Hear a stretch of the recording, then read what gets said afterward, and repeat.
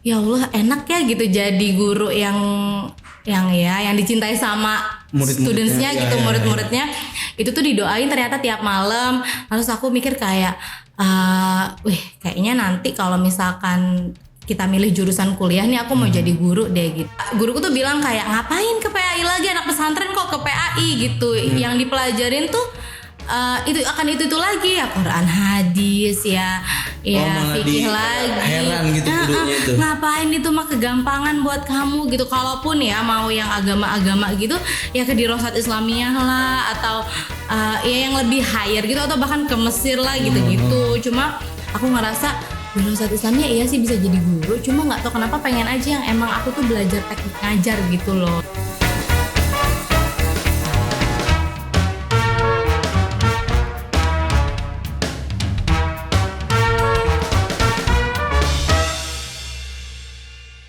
Assalamualaikum sahabat Alif di seluruh Indonesia. Ketemu lagi di podcast Cerita Guru. Ceritamu, ceritaku, cerita kita semua.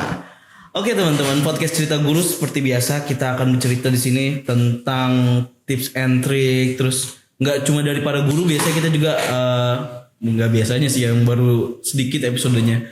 Kemarin kita ngundang trainer, terus guru-guru juga. Terus, nah kali ini kita undang guru Alif Ikro juga nih. Tahun masuknya bergabung di Alif itu 2018, terus juga sekarang menjabat sebagai lead of akademik Alif Ikro ya. Oke, nggak ada yang jawab ya, bagus. Sekarang menjabat juga sebagai bukan menjabat sih, bertugas juga sebagai kepala akademik Alif Ikro. Nah, sebelum kita lanjut untuk ketemu orangnya nih, Ana juga mau ngingetin untuk teman-teman sahabat Alif yang masih setia untuk menonton ini, kalau belum subscribe coba silakan di subscribe nih. Di mana sih, biasanya ada di kanan kiri nih, kanan ya pokoknya tombol subscribe, terus di like juga. Terus kalau emang bermanfaat videonya ya share lah sebanyak-banyaknya, siapa tahu ya ada yang nonton, yang ya gitulah pokoknya lah. Ya kayak gitu. Oke teman-teman, kita kenalkan yang ini tuh gak asing pasti ini buat teman-teman Alif nih ya. Ya langsung aja Kak Aulia Rahman. Gak meriah ya? Iya ya. Assalamualaikum Kak Ul. Waalaikumsalam. Apa kabar Kak Ul? Kak Haikal. Baik, ini kabur kan jadi apa sih? Kak Ul. Mohon maaf ya, dari tadi salah mulu, dia grogi apa gimana? Enggak sih, enggak grogi. Lebih ke ngantuk ya gue. Ini parah, ini hujan-hujan siang gini. Emang awalnya tidur sebenarnya. Iya, aku juga. Kau nih gimana? Setelah jadi apa tuh? Super mom sekarang nih ya. Super with apa tuh bahasanya tuh, apa ya? Bukan super mom sih. Working mom. Ya pokoknya gitu. Fighter mom, apa ya namanya? Ya pokoknya gitu. Gimana kau rasanya sekarang udah jadi seorang ibu nih kau? Rasanya kehidupan itu harus makin serba satset dan semakin jompo dan semakin gak punya waktu buat drakoran, buat fangirling juga udah gak ada kayaknya. Buat apa lagi? Bahkan kayaknya mandi aja tuh ditungguin Kak. Dan tadinya tuh aku kira tuh kayak kita mandi ditungguin tuh cuma ibu-ibu di Instagram aja lebay gitu loh. Tapi ternyata pas Emang beneran. Siapa yang nungguin tuh siapa? Ya anaknya. Jadi anakku tuh nangis-nangis. Depan kamar mandi? Nangis-nangis. Tak dulu belum selesai, udah ditanya aja. Jadi misalkan aku mandi terus dia di kamar, nangis-nangis lah, terus diangkat. Biasanya diangkat gendong, itu sama aku diem. Tapi karena diangkat bukan sama aku. Digendong emang diangkat sih. Iya, oh iya maaf. Nah diangkat bukan sama aku. Akhirnya sama suamiku tuh diangkat nggak diam. Nah ya udah dibawa tuh ke depan kamar mandi ngeliatin aku mandi. Gitu. Jadi sampai segitunya, dan aku kira cuma sekali. Ternyata emang setiap mandi. Kalau udah pulang kantor udah tahu nih mamanya di rumah, jadi ya udah. Gitu. Tapi seneng kan? Tapi ini sebenarnya nggak ada di skrip, tapi ngapa panjang banget ya? Nggak tahu ini sebenarnya mau bridging doang ini tuh. Tapi Kaul nih ya, kita skip dulu masalah itu ya.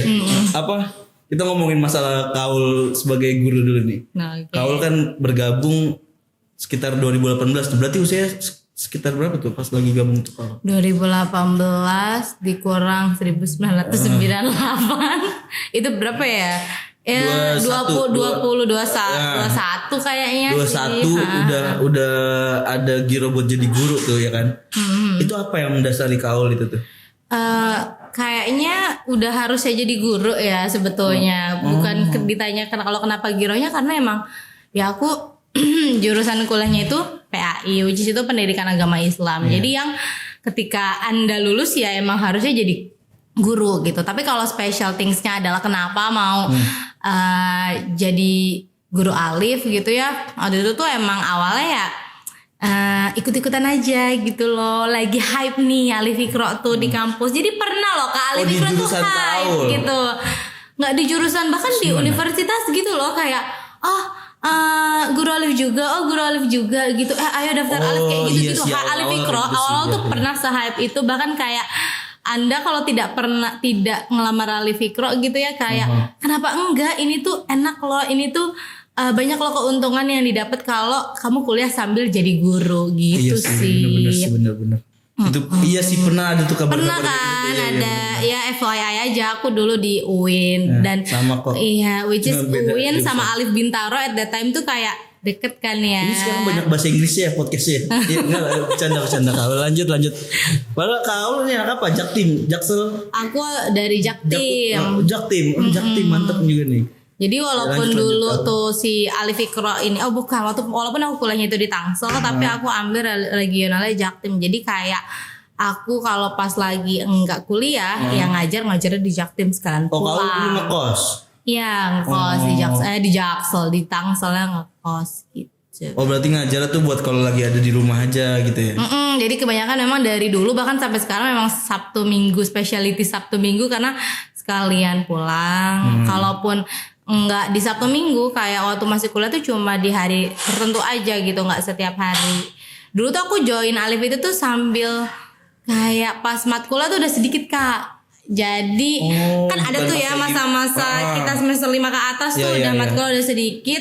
Terus buat organisasi kita jadi senior, iya kan, udah bisa nyuruh-nyuruh junior gitu. Nggak semuanya harus kita lakukan sendiri. Jadi apa nih yang lain gitu kan. Oke, join Alif Iqra deh gitu sih sebetulnya.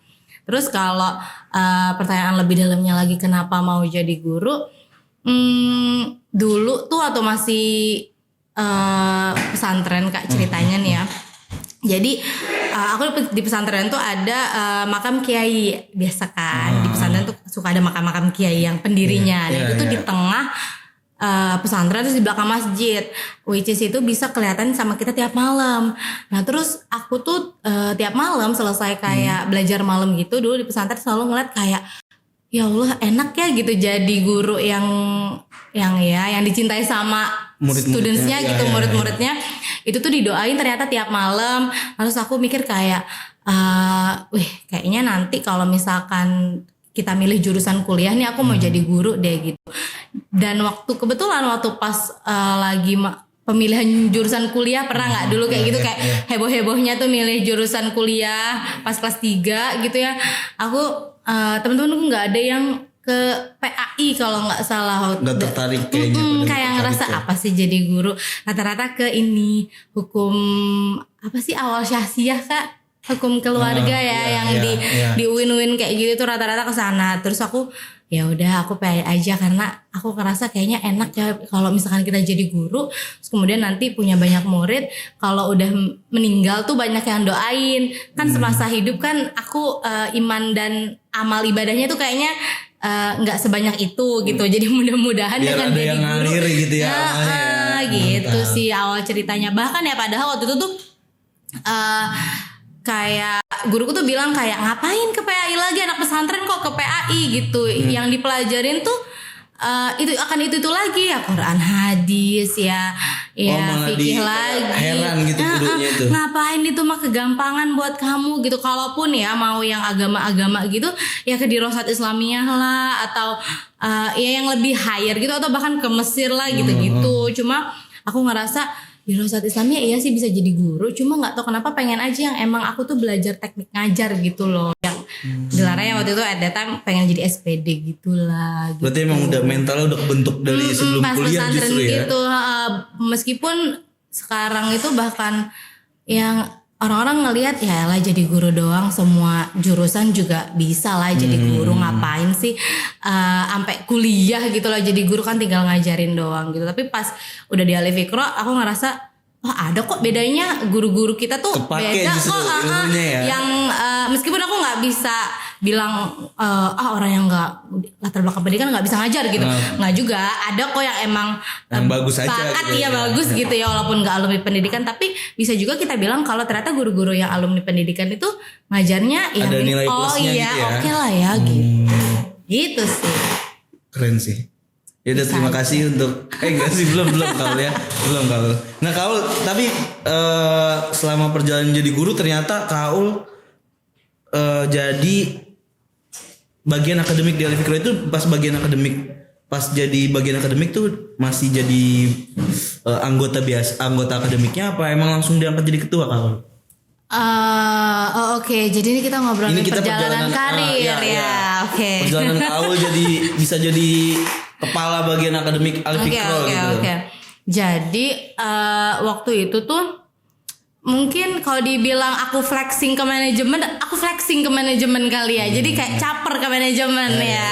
Waktu itu tuh aku agak caper ke manajemen itu biasa. Bukan caper sih sebetulnya, kayak lebih ya aku sering ngevideoin anak-anak terus aku tag Alif Iqra sama bundanya kayak gitu. Nah mungkin agak ke notice. Nah itu tuh awalnya iya caper kan. Dan enggak sih sebetulnya kayak emang ada kewajiban kita kan buat kayak gitu. Emang harus kayak gitu. Harus kayak gitu kan supaya ya Alif Iqra semakin dikenal dan sebagainya. Emang lagi startup juga kan. Iya, harus jadi nian gitu. Emang harus banyak flexing. Iya. Kayak gitu. Nah, terus ternyata ke notisnya tuh beneran awal aku nggak yang aku tuh jujur aku jarang main ke kantor dulu tuh. Sebetulnya bukannya aktif-aktif banget di kantor kalau dulu. Karena kenapa? Karena aku kan basically Jakarta Timur gitu loh Kak. Jadi jauh. Buat main ke kantor itu tuh agak jauh banget gitu, banget. Jadi aku kayak ada kegiatan-kegiatan bukan yang aktif-aktif banget. Aku pun kayak ngerasa ya udahlah kalau aku emang nggak bisa ke kantor, minimal aku emang ya posting-posting itulah untuk nunjukin bahwa aku Alif Iqra banget masih kok hidup, gitu. Iya. Ada Aulia Rahman. Iya, ada Aulia Rahman. Di mana jaktimnya Kau? Cibubur, Pondok Banglo. Masih ada Aulia Rahman di Cibubur. Iya, ya? masih ada. Jadi kalau ini lagi cari guru, tolong lah ya dilempar ke Aulia di Cibubur gitu. Nah, terus balik lagi sama mana tadi lupa jadinya. Oke. Dikit ya. Pasti hafal. Kalau dia percaya sama akademik tuh ya gitu. Nah terus ternyata ke notisnya itu aku agak ngerasa puncaknya itu pas Alif Award perdana. Alif Award perdana itu aku kok kaget lah. Ternyata muncul nih satu nama tapi di beberapa kategori gitu loh. Nominasi.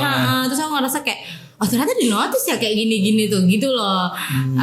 Nah abis itu sampai akhirnya kepilih jadi most creative teacher, mungkin karena salah satunya itu aku sering sharing ide pembelajaran gitu.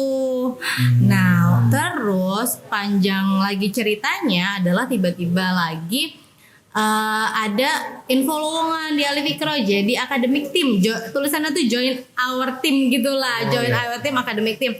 Terus at that time itu pas banget 2020 apa 2021 ya aku lupa, 2021.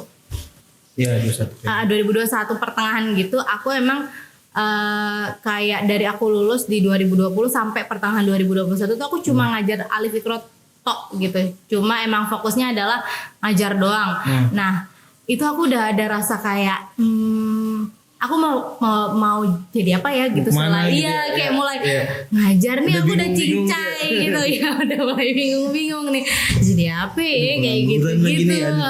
Padahal murid banyak tapi kayaknya pengen cari yang lebih menantang lagi. Kayak belum dianggap kerja. Kayak belum dianggap kerja. Terus akhirnya ya udah tuh ada lowongan, aku coba daftar, terus ternyata di interview. Aku pikir itu tuh interviewnya itu dan kalau keterima itu jadi tim gitu Kak Haikal.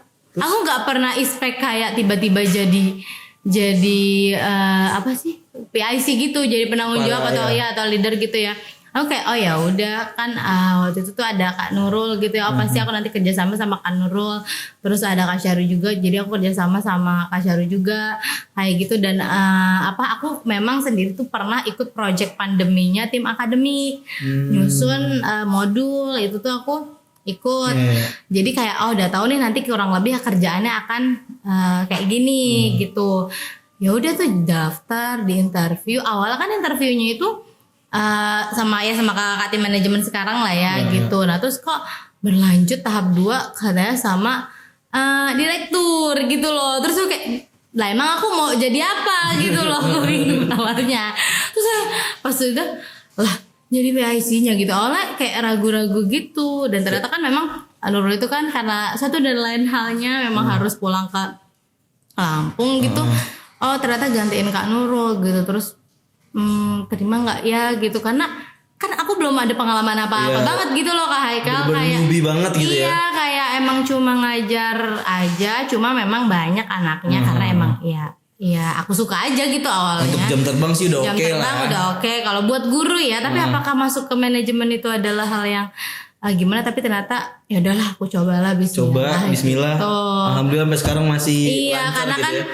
aku tadinya nggak pede gitu ya, cuma kan aku melalui tahap beberapa kali interview dan harus present nanti ke depannya kayak akademik Alif Fikro mau bawa kemana, dan emang ada dipilih juga, jadi aku ya udahlah orang aku dipilih kok, bukan aku yang ngajuin. bukan aku yang ngajuin kayak gitu sih. Tapi spill dong, bisa kali spill program-programnya akademik yang deket-deket ini lagi mau keluar nih, ada kali. Oke, jadi sekarang itu sedikit lagi insya Allah mau mulai naik cetak nih Wonderful Meaning Kak Juz Amma bergambarnya Alif Fikro. Jadi cetakan Alif Fikro. Iya, itu made in by Alif Team gitu, pure punya kita, dan ilustrasinya pun buatan dari tim produksi sendiri. Dan itu tuh jadi Juz Amma, tapi per ayatnya itu ada ilustrasinya gitu, dan dari satu surat itu pasti ada worksheet atau activity-nya di setiap akhir surat. Kenapa sih kita buat kayak gitu? Aku ngerasa kayaknya guru-guru itu kan ada struggling sama hafalan gitu ya. Dan aku pun praktekin sama muridku, mereka tuh tertarik loh ternyata sama alasan kenapa sih Allah tuh nurunin surat ini ke Nabi Muhammad, dan sebetulnya tuh ceritanya menarik-menarik gitu loh Kak. Yang paling familiar ini deh surat Al-Fil. Ya cerita tentang Ka'bah mau diserang gajah itu kan kayaknya semua anak murid Alif Fikro dan semua guru Alif Fikro tuh menceritakan itu gitu loh. Itu ternyata kalau kita tarik lagi itu dari surat loh, sebetulnya dari surat Al-Fil gitu loh. Cerita tapi padahal ada ayat Qur'annya gitu ya. Ada ayat Qur'annya gitu, kayak misalnya surat An-Nas atau Trikul yang biasa kita dengar itu kan masing-masing punya asbabun nuzulnya gitu. Dan ternyata asbabun nuzul tuh seru juga loh buat diceritain gitu. Harapanku adalah jadi anak itu tuh nggak hanya kita suruh hafalin aja without tahu the meaningnya tuh apa, tapi harapannya ku adalah si anak ini bisa tahu maknanya, hafal suratnya, dan pada akhirnya dia bisa meraktekin hikmah dari surat itu dalam kehidupan. Misal ya, aku kasih contoh clearnya, misalnya An-Nas itu sama Al-Falaq itu adalah surat perlindungan. Jadi Nabi Muhammad itu waktu itu lagi sakit, dikasih sihir hitam gitu sama musuhnya gitu kan. Terus habis itu ternyata Allah lewat malaikat kasih 2 surat ini, suruh dibaca, dan Nabi Muhammadnya tuh jadi sembuh katakanlah gitu. Dan itu kan berarti bisa loh buat kita aplikasiin dalam kehidupan kita. Ternyata kalau kita lagi sakit atau mau kita butuh perlindungan lah dari Allah, kita baca surat itu kayak gitu, supaya anak tuh nggak cuma bisa ya qul huwallahu ahad qul a'udzu birabbin nas sampai habis, qul a'udzu birabbil falaq sampai habis, tahu itu tuh apa. Kayak gitu. Jadi harapannya plusnya jadi murid Alif Fikro adalah bukan cuma hafal, tapi bisa tahu maknanya dan bisa teraplikasikan dalam kehidupan sehari-hari. Itu project yang sedikit lagi mau naik cetak. Jadi nanti semua tercapai ya. Sama ada banyak, aku mau Gak banyak nanti aja biar surprise. Biar surprise ya udah gitu. Tapi ini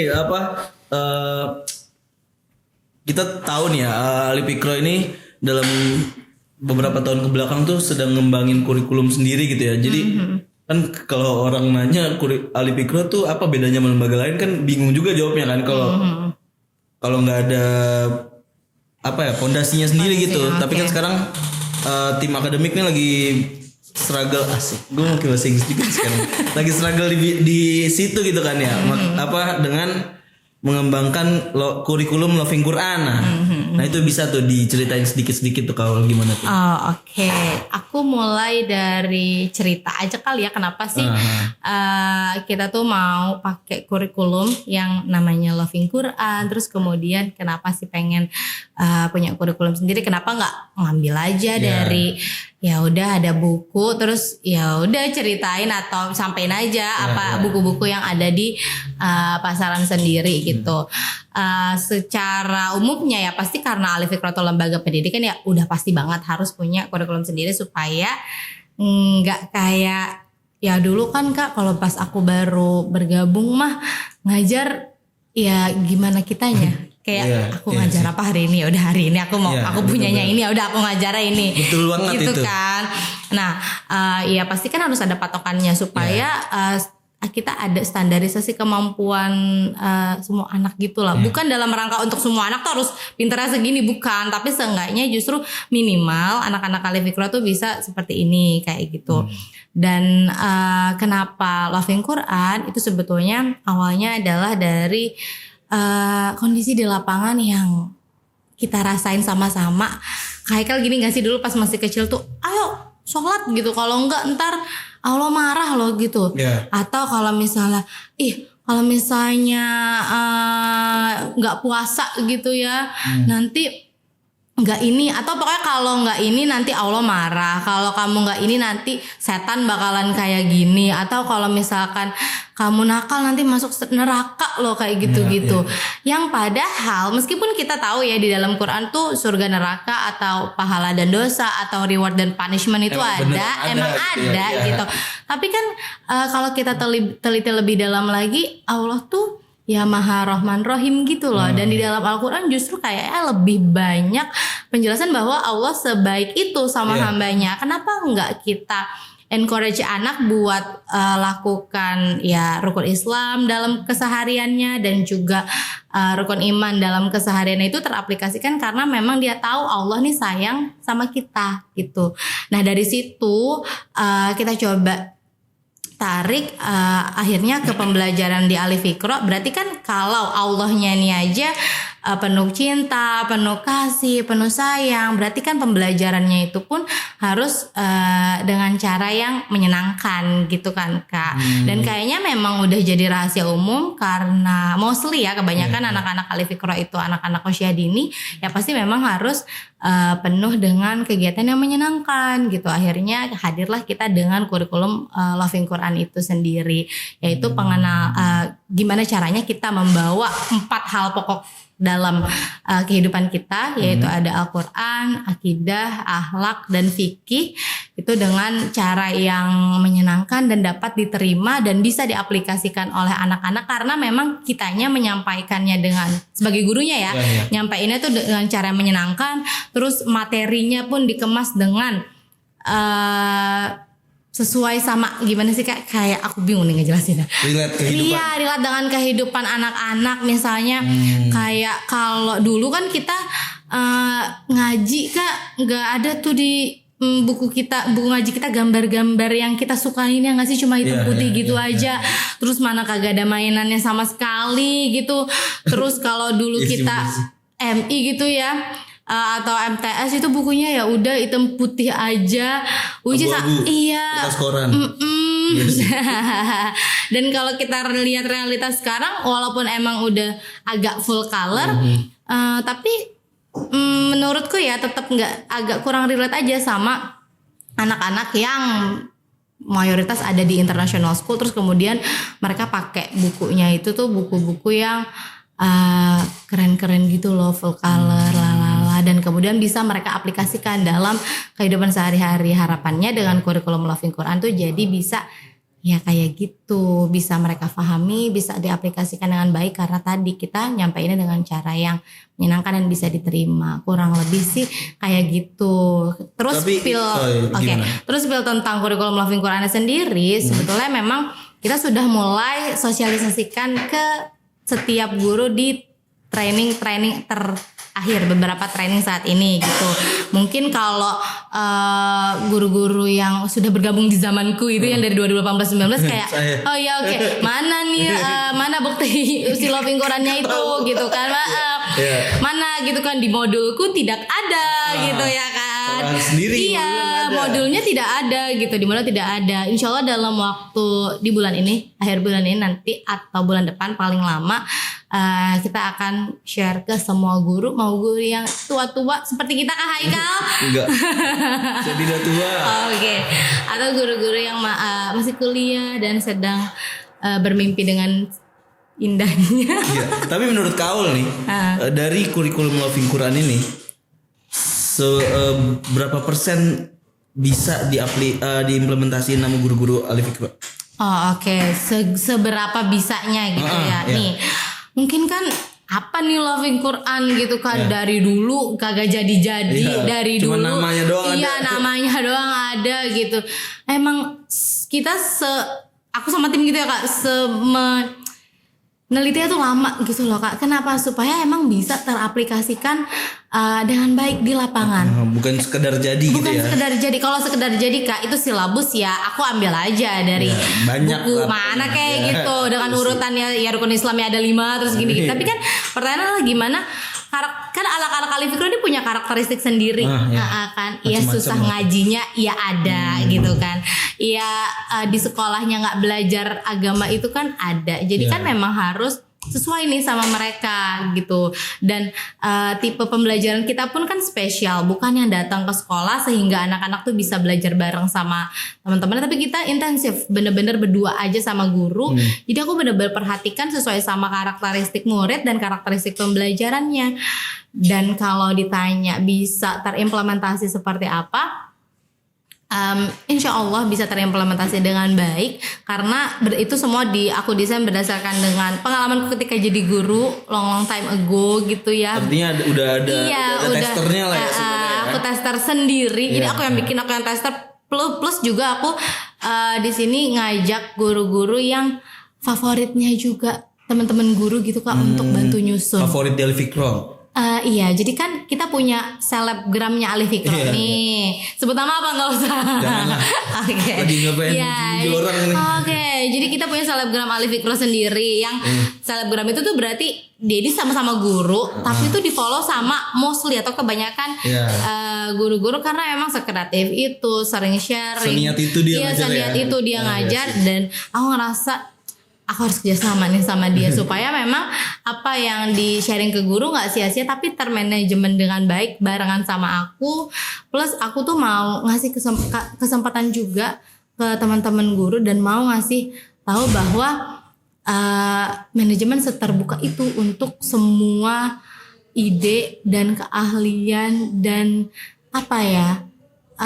Kalau kakak punya apa gitu ya, kalau kakak punya apa, ayo Kak sama-sama kita kembangin, kita kerjain untuk semua guru, untuk kebaikan kita bersama, untuk kemajuan Alif Iqra gitu sih.